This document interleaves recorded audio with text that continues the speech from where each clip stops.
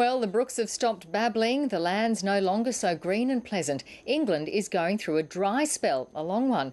A drought has been declared across much of the south and east, with some predicting it'll be the worst in decades.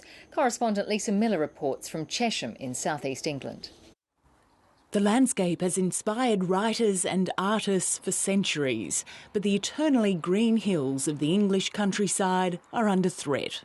It's a disaster, really. We're devastated by it. Local people have spent quite a lot of money restoring the river fairly recently, and to see it without water is, an environmental disaster.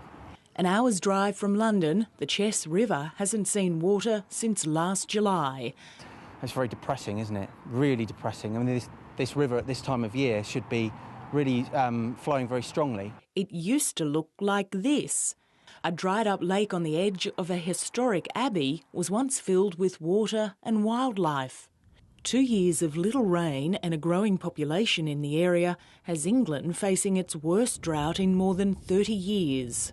We've seen the water just drop and drop each week that we come here, and it's sad really how you think we've never been like this before. The grass may still be green, but the future is grim.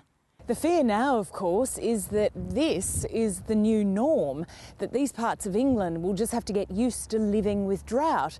And that's why they're turning to places like Australia for help, looking for ideas for drought-resistant crops. The biggest problem, though, is surging demand. In this area, in the Chilterns area, we have one of the highest water usages per person per day anywhere in Europe. So the water usage here is something like 175 litres per person per day. That's 20 litres above the national average, and that's 40 litres above the government's target for water usage.